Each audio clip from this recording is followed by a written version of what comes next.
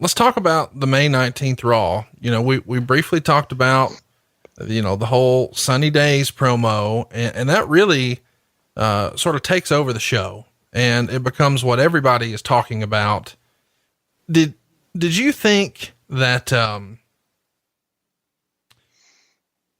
it's weird because I don't think anybody knew how this would shake out. Obviously nobody could have predicted Montreal, but with Bret and him being injured, did you think, any part of you think, cause the original plan, if I have this correct, was that Bret and Shawn were going to do something at King of the Ring. And then when Bret's injured, that changes. And so they pivot, and we're going to talk about what they did. Did you think at all that maybe Bret, I don't know, was sandbagging? Maybe he could go, but didn't want to, and thought maybe now's not the time, or I don't want to go in there against a guy I don't really trust and not be at my best.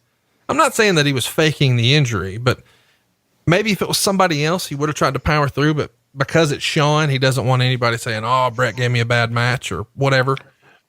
No, I think that Bret would not have taken that route if he was 100% healthy. Because he was very mentally tough, very mentally tough. And he would not have backed away from the challenge. And it was a challenge for Bret to deal with Shawn and Shawn to deal with Bret, and for them to coexist as professionals. It was challenging. Everybody knows it was challenging. We know they had fights. We know that they had the thing in Montreal, et cetera, et cetera. But they had a legitimate rivalry. They apparently at the end of the day just despised each other. So, but I never thought Bret would walk away and upset the company and the plans of the company to draw money, which everybody in his locker room shared in. I didn't think he was that kind of guy, and I still don't think he's that kind of guy. So I don't believe in the Bret Hart conspiracy that he plotted to sabotage the angle. I'm not going to buy that one. Let's keep it moving here. And you do a sit down in this next episode where you're sitting down with Mankind and you're talking about him growing up and the whole plate of worms. Is this done the same way with Goldust? And why was the decision made to say, hey, you know what? These Goldust ones went well. Let's do it now for Foley. Why was he the right guy to go to next with this format? Mick had a great story to tell. And we had footage. He had unique footage. We had that footage I mentioned earlier about Snuka coming off the cage in Madison Square Garden. We had footage of Mick wrestling as a teenager and jumping off the roof of his house or something into a mattress. We had some classic old footage that helped tell our story. And Mick was an amazing storyteller. This is before he'd written any of his books. And I think that some of the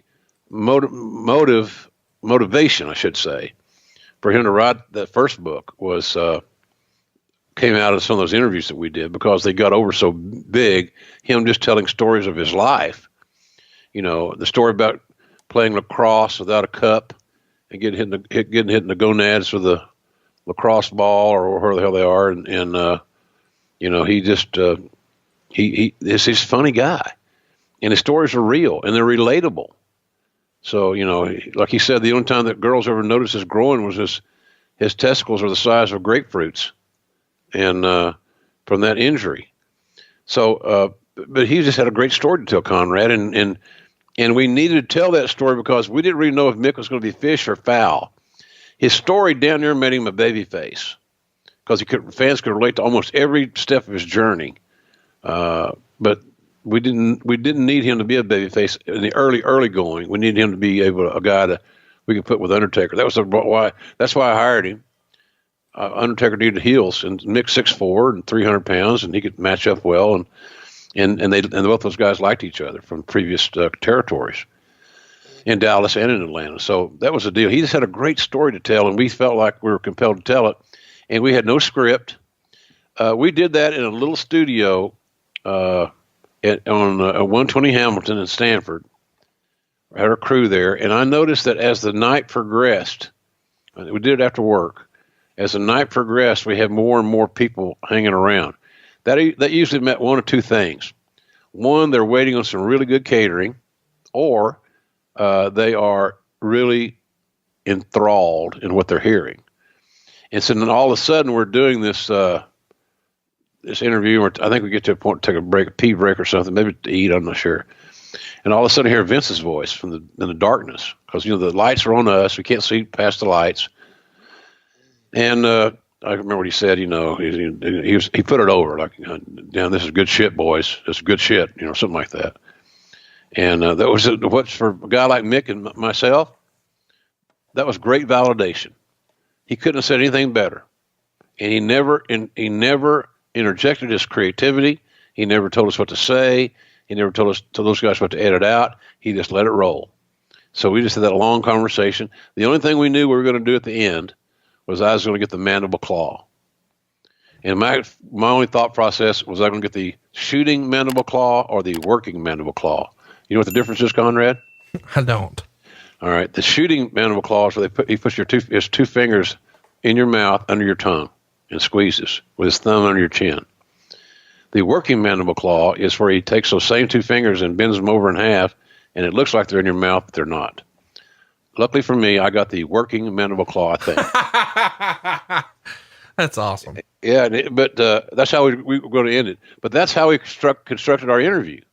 That's why so many fans are saying it's going to be great for AEW, because they're not going to have writers to write these promos to these guys and tell them what to say.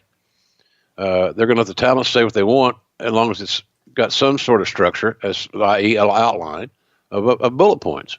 That's what it's going to be. So that's great. But that interview was not written by anybody. No writers, no creative people were involved in it. In that respect, it was just Mick and I. Now, everybody knew the story we were going to tell, but nobody wrote a script. I'm trying to say, there's no teleprompter, no nothing like that. So we had it just clicked. I had good chemistry with Mick. I believed in his story. I knew his story thoroughly. I had to go to the wall to hire him, and all of a sudden, Vince standing there and saying, "This is good shit." I think it also gave Mick a great deal of confidence that Vince finally recognized that Mick Foley had a lot of talent. Hey, it's Conrad Thompson here to tell you a little more about what AdFreeShows.com is all about. Get early, ad-free access to more than a dozen of your favorite wrestling podcasts every single week, starting at just $9. That's less than 20 cents an episode each month. And yes, you can listen to them all directly through Apple Podcasts or your regular podcast apps. How easy is that? Ad-Free Shows also has thousands of hours worth of bonus content and docuseries like Title Chase, Eric Fires Back, Conversations with Conrad, and The Insiders. Plus new series like The Book with David Crockett, Monday Mailbags with Mike Chioda and Nick Patrick, and a whole lot more. And you want to talk about early? You can't get any earlier than listening to the shows live.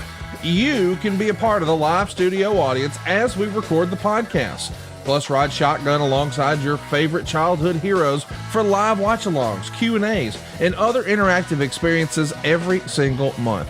Come on now, see for yourself what thousands of other wrestling fans from around the world have discovered, that AdFreeShows.com is the best value in wrestling.